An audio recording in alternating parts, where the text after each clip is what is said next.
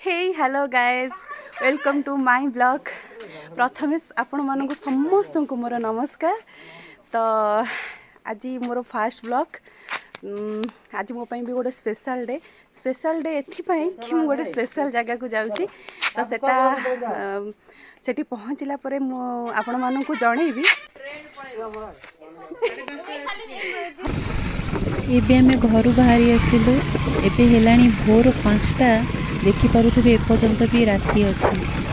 एबे आमे station जिबु। Station को केते कुहुडी देखा जाउनी बाट।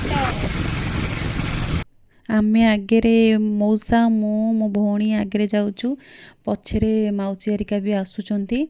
एठी आमे रास्ता टिके रहीगलु कहीं ना मौसा गाड़ी रे पेट्रोल टिके पकेबार थिला। एबे आमे पेट्रोल पकई सारिकी बाहरिलु स्टेशन आड़को। देखिपारुथिबे रास्ता रे किते कुहुडी, रास्ता भी देखा जाउनी। सेथिपाई मौसा भी बहुत धीरे धीरे गाड़ी चलाउचंती।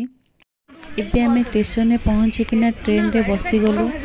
रास्ता रे एते कुहुडी जे रास्ता भी देखा गलानी। सेथिपाई आमे हम ट्रेन भी मिस करि गलु। जो जगह को जाउचु सेई ट्रेन टा मिस करि गलु।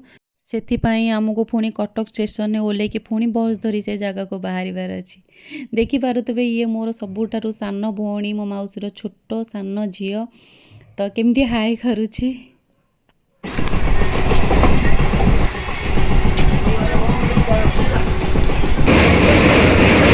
आसिकिना कटक स्टेशन में पहुँची गलु। जल्दी जल्दी बस धरबार अच्छी कहीं बस भी जमी आम मिस न करदे। आमे भी बहुत जल्दी जल्दी जाऊँ कहीं आमको जल्दी बस धरबार अच्छी। अरे अरे आ कथा कौन कहबी, ये सबुठारु मोर बड़ फुलेई भौणी। एबे आमे आसिक बस रे बसी गलु। मु तो आगे बसीची कहीं मते बहुत जोर बांती हुए बस रे बसिले। एबे आमे पहुँची गलु से स्पेशल जगार। एबे आमे सेठिके जाऊँ। एबे ही आपण माने जानी जिबे कि मु को स्पेशल जगह को आसीची। तो आपण माने देखंतु। हे फ्रेंड्स, मु मोर से स्पेशल घटगां तारिणी माँ तारिणी को पाखरे आसिके पहुँची गली। एबे तो मु बहुत खुशी कहीं ना माँ फाइनाली ताको डोरी लगेई देले। एबे टिके आमे माँ को पाई भोग सज किनिबा पाई पळै आसिलु। भोग सज किना किनी सारिकी माँ को पाई टिके पूजा पाई एबे बाहरिलु। एबे आमे पूजा सारी देकी बाहरिलु। मो मामू माई माने भी आसीचंती, तांको देखा करिवार अछि। एबे ही देखंतु आगे रे आसुची मो मामू झियो। हाय हाय करदेला। हमें भौणी माने हेलो हाय सबू सारी देलु।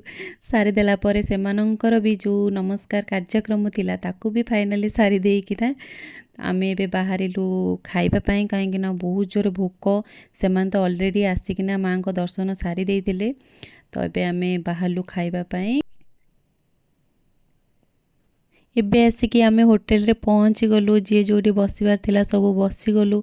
समस्त वेट करछु, बहुत जोर भोक, केतबेले खाइबा आसीबो खाइबु।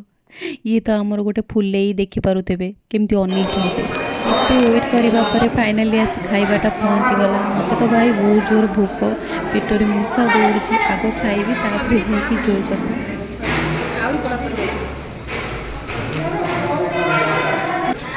एबे मु शांति भी भोकरु मुक्ति भी। मामू माई माने भी समस्ते जहाँ कथाबार्ता सब हवा कथा सारी देले। कथाबार्ता हो सारी से माने भी गाँ को रिटर्न करी गले। से माने रिटर्न कला परे आमे बाहरी गलु। एबे गुंडीचा घाई देखि पारुथबे केते भीड़ एठी कहीं ना एटा न्यू टाइम सेति बहुत भीड़।